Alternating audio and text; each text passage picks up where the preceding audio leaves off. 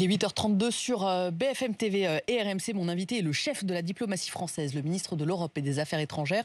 Bonjour Jean-Noël Barrot. Bonjour Néla Latrousse. 5 jours avant les élections américaines, BFM TV et RMC sont d'ailleurs mobilisés ici à Paris, à New York, à Washington, partout aux États-Unis pour vous faire vivre cette élection historique. Mais avant cela, je voulais d'abord revenir sur ces inondations gigantesques en Espagne, 95 morts.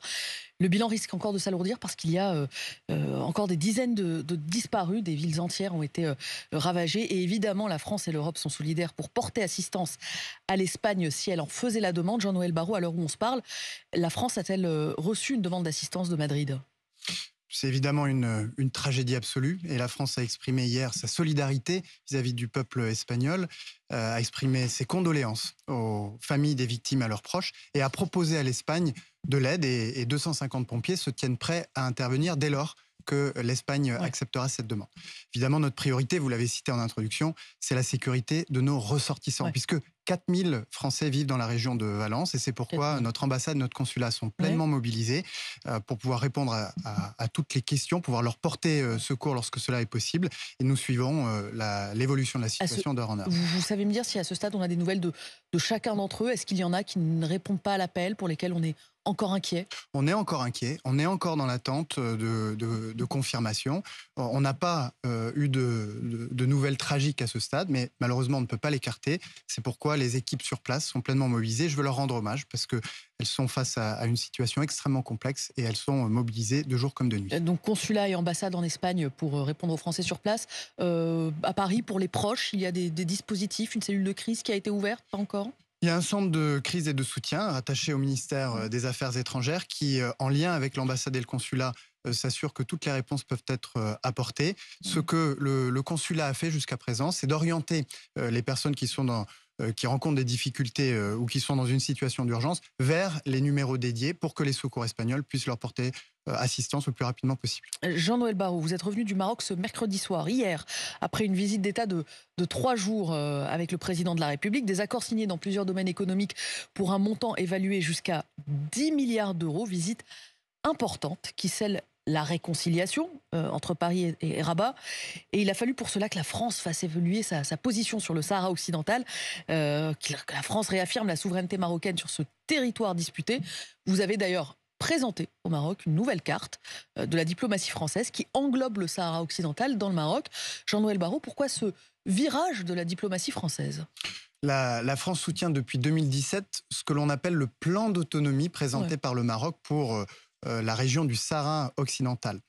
Ce plan suscite un consensus de plus en plus large de la communauté internationale, y compris au sein de l'Union européenne. Et considérant tout cela, le président de la République a décidé, le 30 juillet dernier, de préciser encore notre position. Et c'est cela qui s'est concrétisé lors de cette visite d'État historique par la présentation de cartes actualisées tenant compte de cette évolution de la position française. Le Sahara occidental, pour bien présenter ce que c'est un territoire qui se trouve en fait au sud du Maroc, entre le Maroc et la Mauritanie, qui était une colonie espagnole et dont le Maroc revendiquait donc la souveraineté. Vous dites que le consensus international a évolué en la matière. C'est vrai de la part de certains pays qui ont fait évoluer leur position. Mais les Nations Unies considèrent toujours ce territoire comme non autonome. Le Maroc, d'ailleurs, s'était engagé sur un référendum pour consulter les populations sahraouies, pour savoir si elles souhaitaient être marocaines ou indépendante. Ce référendum n'a jamais eu lieu. Et juste avant ce voyage historique, la Cour de justice de l'Union européenne a invalidé des accords de pêche et d'agriculture avec le Maroc en disant, très basiquement, si vous pêchez du poisson, si vous produisez des fruits et légumes dans le Sahara occidental, il doit y avoir une mention produit au Sahara occidental et non pas produit au Maroc. C'est-à-dire que la France a fait un choix qui est indépendant de ce que disent les instances au fond internationales. Oh, mais vous savez, je le disais tout à l'heure, c'est aujourd'hui plus de 20 pays européens qui ont adopté une position très similaire à la France. Quelle est-elle cette position ? Elle consiste à dire qu'il faut, pour cette région du sud du Maroc, qu'il faut trouver une solution politique durable, qui soit juste, qui soit acceptable pour toutes les parties, qui soit scellée sous l'égide des Nations Unies. Mais ce que nous disons aussi, c'est que la seule voie pour y parvenir aujourd'hui, c'est le plan d'autonomie du Maroc. Et pour cela, eh bien, il faut que le Maroc poursuive son travail de conviction auprès des Nations Unies, qu'il puisse à une échéance qui lui appartient, présenter les détails de ce plan d'autonomie. Et ce que nous voulons, c'est l'accompagner dans cette voie au bénéfice des populations du Sahara Jean-Noël occidental. Barrot, si je me faisais l'avocat du diable, je vous dirais quelle différence au fond entre des populations sahraouis qui réclament leur autonomie et le Maroc qui réclame la souveraineté sur ce territoire et la situation de la Crimée que la Russie revendique. Est-ce que vous ne créez pas un précédent dangereux avec cette reconnaissance indépendamment de ce que disent les Nations Unies? Non, je ne crois pas qu'on puisse comparer les deux situations. Il faut regarder la composition des populations qui habitent aujourd'hui le Sahara occidental. Il est vrai qu'il y a un débat, qu'il y a une question qui est posée, mais je le redis, et c'est ce que nous considérons depuis 2017, mais nous l'avons précisé le 30 juillet dernier, la seule voie pour parvenir à une solution politique durable et juste au bénéfice des populations locales, c'est ce plan d'autonomie présenté par le Maroc. Sur un autre dossier, le dossier migratoire, est-ce que vous vous félicitez d'une coopération retrouvée avec Rabat? Le ministre de l'Intérieur faisait partie de cette délégation et on a pu assister à cette déclaration commune avec son homologue marocain. Je ne voudrais pas réduire cette visite historique à la question des OQTF. C'est une question importante, mais ça n'est pas la seule, bien heureusement. C'était une visite majeure qui va marquer l'histoire de nos deux pays. Mais c'était un sujet important. Qui a été l'occasion d'ouvrir un nouveau livre. Ce sont les termes que le roi du Maroc a utilisés. La question des mobilités est un chapitre qu'il nous faut traiter. Sur la question des retours de l'exécution de ces OQTF, nous avons déjà progressé avant même cette visite, nous allons continuer. Sur la question de la mobilité des talents de part et d'autre de la Méditerranée, là encore, nous devons progresser car il existe des liens très forts entre le peuple marocain et le peuple français. Sur l'immigration, pardon d'insister, mais Bruno Retailleau veut nommer un émissaire pour négocier avec les pays d'origine la réadmission de leurs ressortissants. Pardon, mais est-ce que c'est pas le rôle de votre ministère à vous? C'est pas le rôle de la diplomatie française de négocier avec les autorités étrangères? Mais vous avez raison de dire qu'il y a un ambassadeur dont la responsabilité est de coordonner le volet diplomatique de notre politique migratoire, qui est un des volets importants. Il réinvote l'eau tiède, Bruno Retailleau, si j'osais l'expression? Non, nous travaillons de manière très étroite. C'est un sujet dont il a voulu s'emparer et sur lequel d'ailleurs nous avons pu échanger, mais nous avons des idées très claires sur le sujet. Et d'ailleurs, l'ensemble des postes du réseau diplomatique de la France est aujourd'hui mobilisé pour que cette politique migratoire soit un succès, c'est-à-dire qu'on puisse éloigner les étrangers en situation régulière, mais qu'on puisse aussi favoriser les mobilités des talents entre les pays d'origine et la France. Deux images qui ont marqué cette visite. La première, celle du roi Mohamed VI, se déplaçant difficilement, assez aminci, s'appuyant sur une canne. Ces images suscitent beaucoup de commentaires et beaucoup d'interrogations. Vous, comment vous l'avez trouvé? Alors, pardon de vous contredire, mais ce sont trois images qui ont marqué cette visite d'État. La première, c'est la ferveur populaire dans laquelle le président de la République ça, c'est une façon de ne pas me répondre, Jean-Noël Barrot. J'y viens. La deuxième, c'est l'ovation qui a été réservée par le Parlement marocain au discours du président de la République. Et la troisième image, c'est la joie des Français du Maroc de voir cette relation entre nos deux pays refondée et projetée pour les décennies à venir. Mais comment vous avez trouvé le roi du Maroc, Mohamed VI? Il ne m'appartient pas de commenter la santé du roi du Maroc. Vous ne l'avez pas trouvé affaibli? Vous avez pu le voir de près? Vous l'avez trouvé en forme? Je vous assure, Naïla Latrousse, qu'il ne m'appartient pas de discuter ni de commenter de la santé du roi du Maroc.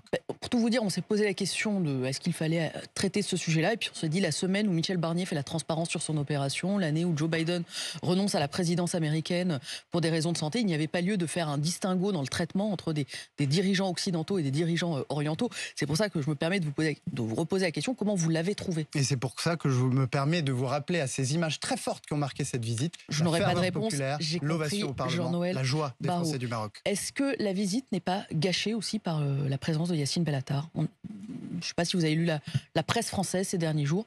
Il en a été énormément question. Qu'est-ce qu'il faisait là? Voilà un sujet qui est totalement insignifiant et ne comptez pas sur moi pour commenter la composition de la délégation qui a accompagné le président de la République. D'abord parce que ça serait trop long. D'abord parce que ça serait trop long. Est-ce que vous avez été gêné par sa présence? Et ensuite parce que si vous le souhaitez, je suis à votre disposition pour vous détailler les contrats qui ont été signés par Suez, par Engie, brièvement, Jean-Noël Barrot, par Aegis, vous pouvez dire oui ou non. Alstom, vous pouvez dire brièvement, j'ai été gêné, je n'ai pas été gêné par sa présence. C'est pas oui ou non, avez-vous été gêné par sa présence? Je refuse qu'une visite aussi historique soit éclipsée par des détails aussi insignifiants. Et ça a été le cas, en partie. pas du côté marocain. En tout cas, au Maroc, on n'en a pas entendu parler. Je n'aurai pas de réponse non plus là-dessus. Jean-Noël Barrot, dans 5 jours et quelques heures, le scrutin sera clos aux États-Unis. Donald Trump, Kamala Harris, qui pour succéder à Joe Biden, c'est un feuilleton qui tient en haleine la planète entière et sans doute aussi la diplomatie française. Car évidemment, selon la victoire de l'un ou de l'autre, les conséquences ne seront pas les mêmes sur le plan commercial, économique, géopolitique, écologique, sur les terrains de guerre évidemment. Y a-t-il un scénario que la France craint particulièrement, Jean-Noël Barrot, ou si on pose la question différemment, un scénario qu'elle espère? L'amitié entre la France et les États-Unis a plus de 2 siècles. On a résisté à 59 élections présidentielles américaines. On résistera à la 60e. Quel que soit le futur président, ça ira. Je crois que c'est une élection, vous l'avez dit, qui est très importante. C'est une élection dont je souhaite qu'elle puisse se passer dans des conditions apaisées, ce qui ne semble pas être absolument garanti, et ce qui serait évidemment pour la démocratie, pour les démocraties, extrêmement grave. Ensuite, évidemment, nous préparons, en France comme en Europe, à tenir compte du résultat qui sera celui de l'élection présidentielle, sans pour autant indexer nos positions sur la vie politique américaine. Vous avez vu que l'opinion française souhaite très massivement une victoire de Kamala Harris. Le sondage est là pour BFM TV. 64% des Français souhaitent l'élection de la candidate démocrate. Et parmi les 13% uniquement qui soutiennent Donald Trump se trouve par exemple Éric Ciotti, député français, ancien patron de la droite, qui considère, je le cite, que Donald Trump sera le plus à même de régler les conflits au Moyen-Orient et en Ukraine. Qu'est-ce que vous lui répondez? Qu'il n'a pas le droit de vote aux États-Unis. Et qu'il a le droit évidemment d'avoir son avis, mais il appartient au peuple américain de choisir son président et nous prendrons celui ou celle qu'il nous donnera. Et nous ferons avec, comme nous l'avons toujours fait. Est-ce qu'il y a une crainte, quel que soit le résultat, d'un retour de l'isolationnisme américain en matière de politique étrangère, notamment par exemple sur le volet ukrainien? Est-ce que si les États-Unis décidaient de se désengager, l'Europe pourrait seule continuer à soutenir l'Ukraine militairement et financièrement? Se désengager et abandonner les Ukrainiens serait pour les États-Unis une erreur historique. Ce serait oublier que Vladimir Poutine est aujourd'hui très affaibli. Ce serait prendre le risque de déstabiliser les cours de l'énergie et des céréales au niveau mondial. Et ce serait surtout encourager les envahisseurs à envahir leurs voisins, les uns à envahir les autres. Et cela, les États-Unis, qui sont quand même très attentifs, y compris en Asie, à ce type de situation, ne peuvent pas s'y résoudre. Mais on s'y prépare à devoir faire seul dans le soutien à l'Ukraine? L'Europe, dans ce contexte, et quel que soit le résultat de l'élection européenne, doit effectivement se réveiller. Elle doit se doter d'une assurance vie pour pouvoir assurer sa propre sécurité et celle de son voisinage. C'est ce que la France dit depuis 7 ans. Nous avons commencé à bâtir les conditions de cette autonomie, de cette capacité, ne serait-ce qu'à nous approvisionner en matériel militaire européen. Et il nous faudra accélérer, ça sera peut-être un moment de vérité pour l'Europe. Jean-Noël Barrot, une partie de ce qui se passe au Proche-Orient semble liée à l'élection américaine. Un certain nombre d'observateurs font un grand espoir dans cette période de trêve qui pourrait s'ouvrir à partir du 5 novembre entre l'élection d'un président ou d'une présidente américaine et son installation au mois de janvier prochain. Quel rôle la France joue dans tout cela? On a l'impression d'avoir un peu perdu la main. Est-ce que sur le Liban, par exemple, la France a encore un rôle à jouer? Je ne peux pas vous laisser dire ça, puisque 1 mois après le début des opérations terrestres au Liban, c'est la France qui a accueilli la semaine dernière la première conférence internationale de soutien à la population et à la souveraineté du Liban. Nous avons à cette occasion levé plus d'1 milliard de dollars qui vont permettre de financer de l'aide humanitaire, mais aussi le soutien à l'armée du Liban, seule institution susceptible de tenir le pays debout. Mais à partir de quand, Jean-Noël Barrot? Dès ce soir. La France joindra les actes à la parole, puisque nous livrerons une première tranche d'aide humanitaire de 30 tonnes qui viendra en secours des personnes déplacées. Vous savez qu'il y a près d'1 million de personnes déplacées au Liban, du sud vers le nord, avec des tapis de sol, des kits d'hygiène, des couvertures, des lampes, des jerrycans pour pouvoir pourvoir aux nécessités urgentes auxquelles font face les Libanais déplacés. 30 tonnes d'aide humanitaire qui décollent ce soir vers le Liban pour les populations déplacées. Est-ce que vous croyez à un cessez-le-feu entre Israël et le Hezbollah dans les prochains jours?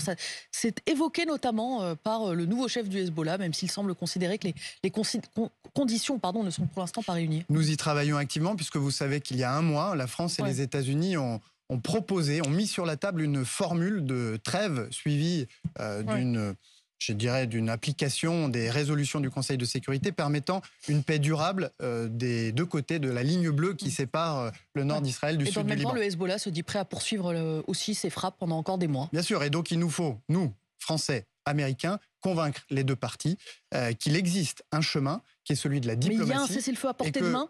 Là, à l'heure où on se parle, c'est un scénario qui est plausible, qui est le plus plausible pour vous? Et vous savez, dans les périodes de guerre, la paix n'est jamais certaine. C'est pourquoi la diplomatie doit redoubler d'efforts pour convaincre les belligérants qu'il faut que les armes, qu'il faut que la force cède la place au dialogue et à la négociation. Et c'est pourquoi, avec les Américains, nous travaillons pour définir le plus précisément possible les conditions permettant de garantir d'un côté la souveraineté, l'intégrité du Liban, et puis de l'autre, la sécurité d'Israël pour que les 60 000 déplacés d'un côté, le million de déplacés de l'autre puissent rentrer chez eux. On parle du Liban, Jean-Noël Barrot, on parle un petit peu moins en ce moment de Gaza dans l'actualité internationale. Il y a pourtant plus de victimes civiles en un an de guerre à Gaza qu'en 2 ans et demi sur le sol ukrainien. Des ministres du gouvernement de Benyamin Netanyahou appellent désormais ouvertement à la colonisation de Gaza sans que le Premier ministre israélien ne s'en désolidarise.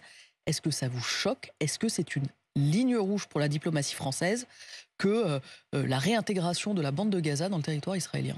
Bien sûr que cela me choque. La colonisation agressive à l'œuvre depuis 2 ans, sous les incitations, les encouragements de certains ministres du gouvernement Netanyahou, est une violation manifeste du droit international, ce qui a conduit la France d'ailleurs à prendre des sanctions à titre national contre 28 entités, individus s'étant rendus coupables ou complices de colonisation dans la bande de Gaza.